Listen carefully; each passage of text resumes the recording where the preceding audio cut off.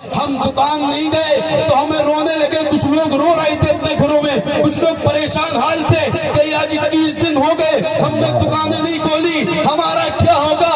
ارے میرے نادانو لوگوں سنو, 21 دن دکان نہ جانے پر اتنا غم کرنے والوں, قبر میں پہنچنے کی عمر آ گئی مگر کبھی یہ فکر نہیں کی اتنے سال مسجدیں نہیں گئے ہمارا قبر میں کیا ہوگا, اتنے سال نمازیں نہیں پڑھی ہمارا قبر میں کیا ہوگا, اتنے سال غریبوں پر ظلم اٹھایا ہمارا قبر میں کیا ہوگا, اتنے سال یتیموں پر مال کھایا ہمارا قبر میں کیا ہوگا. دنیا کے بارے میں سوچنے والوں, دنیا سے ایک دن چلے جاؤ گے مگر یہ سوچ ختم نہیں ہوگی, مگر اگر آخرت کی فکر کر لو گے تو دنیا بھی سنور جائے گی آخرت میں. زندہ آباد, زندہ آباد, زندہ آباد, زندہ آباد. دنیا میں لگے, اللہ صرف دنیا میں لگے سر, اور اسی لیے دنیا میں لگتی. آج ہماری اسلام کا اور پیغمبر اسلام کا جو مذاق اڑایا جا رہا ہے اس کی وجہ یہ کہ ہمیں اپنی تاریخ سے ہم نے خود بغاوت کی. اللہ, ہمیں خود کی تاریخ نہیں معلوم. اگر ہم واقعی مسلمان ہوتے تو فرانس کے کسی خنزیر کی ہمت نہیں ہوتی کہ میرے آقا واہ واہ واہ واہ, ہائے ہائے, زندہ آباد, زندہ آباد. انہیں پتا ہے یہ مسلمان روٹی اور بوٹی کا لگا ہوا رہ گیا ہے, اب اس سے ہونا کچھ نہیں ہے. وہ الگ مسلمان تھا جو سوکھی روٹی کھاتا تھا, گرم پانی پیتا تھا, مگر اگر تنہا بھی ہوتا تھا تو ہزاروں کو دھول چٹا دیتا تھا. آج کا مسلمان عیش و عشرت کی زندگی تو گزارتا ہے, محلوں میں تو رہتا ہے, بلڈنگوں میں تو رہتا ہے, مگر اب یہ ویسا دلیر مسلمان نہیں ہے. کیوں؟ وہ جو دلیری تھی ان کی اس لیے نہیں تھی کہ وہ کھاتے پیتے گھر میں پیدا ہوئے تھے, اس لیے نہیں تھی کہ وہ پہلوانوں کی اولاد تھے, اس لیے نہیں تھی کہ وہ جو ہے کہ اونچی ریپوٹیشن والے لوگوں کے گھر پیدا ہوئے تھے. نہیں نہیں, ان کے اندر جو دلیری تھی وہ اس لیے تھی کہ ان کا ایک مشن تھا کہ کروں تیرے نام پہ جا فدا, کیا کروں کروں تیرے نام پہ جا فدا, نہ کہ بس تو جہاں فدا تو جہاں سے بھی نہیں جی بھرا, کروں کیا کروں. زندہ آباد, ان کے پاس ایک دولت تھی جس کا نام تھا عشق مصطفیٰ. زندہ آباد, زندہ آباد. صرف چٹکلے سے اور انہیں پہ ہنسے اور انہیں پہ سبحان اللہ بولا اور اپنے گھر چلے گئے. ابھی فکر نہیں ہوئی کسی سے سنا اسلام کی ہسٹری کیا ہوتی ہے. آج اتنی گستاخیاں وہ کر رہا ہے,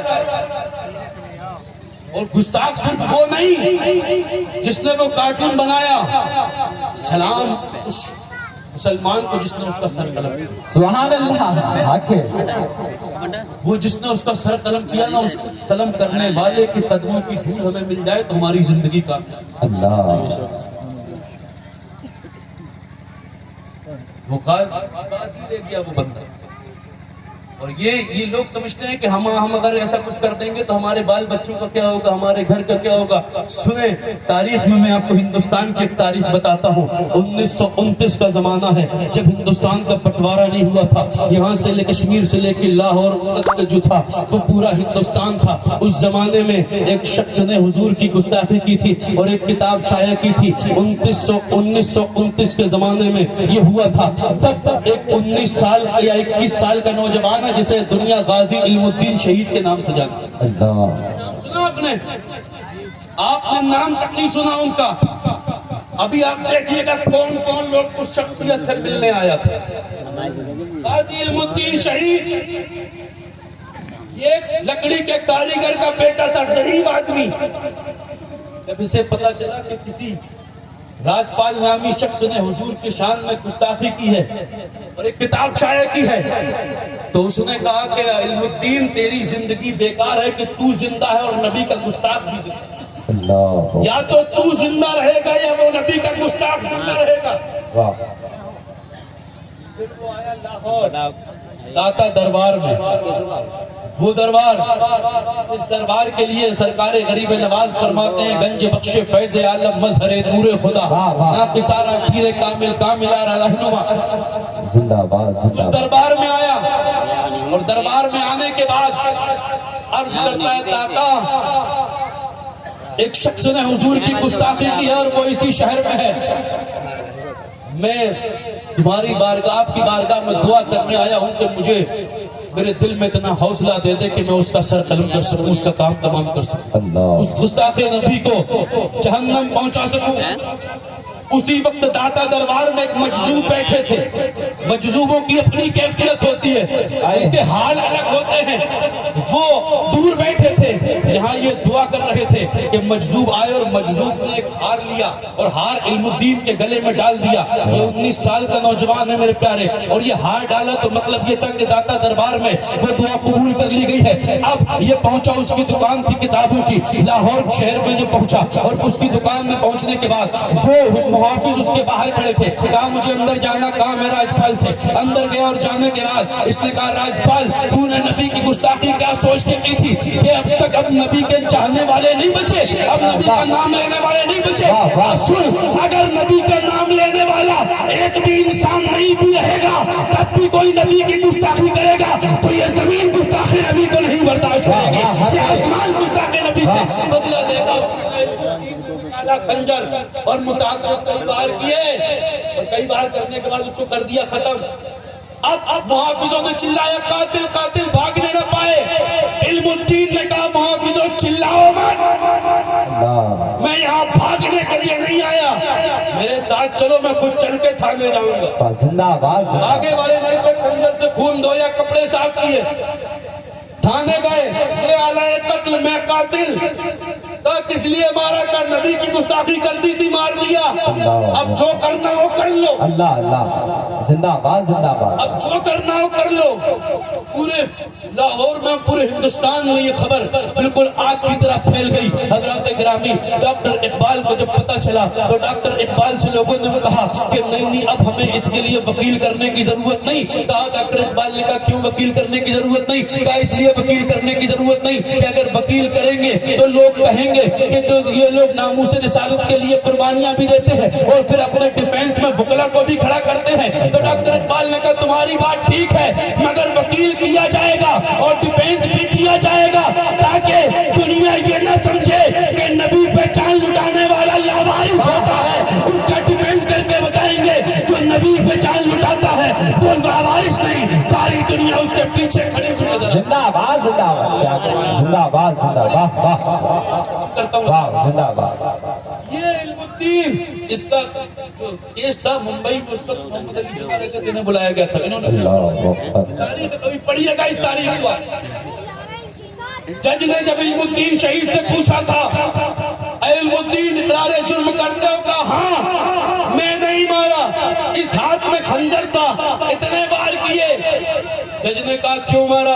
علم الدین شہید نے کہا تو سنو ایسا ہے کہ کوئی شخص آئے آپ کی عدالت میں اور عدالت میں کھڑے ہو کر گالیاں دینے لگے تو آپ کیا کرو گے؟ تو جج نے کہا تھا اگر کوئی عدالت میں آ کر گالیاں دے گا، بد کلامی کرے گا تو اسے جیل میں پہنچا دیا جائے گا۔ علم الدین نے کہا تھا کیوں؟ تو جج نے کہا تھا اس لیے کہ یہ توہین عدالت ہے۔ تو علم الدین نے کہا تھا سنو جج، اے سنو صاحب، تم سے توہین عدالت برداشت نہیں ہوتی، نبی کے غلاموں سے توہین رسالت برداشت۔ زندہ باد زندہ باد، نعرہ تکبیر، نعرہ رسالت، پیغام اعلی حضرت، پیغام شہداء کرام، نعرہ تکبیر، نعرہ رسالت، زندہ باد زندہ باد۔ کیا پیغام دیا زبا؟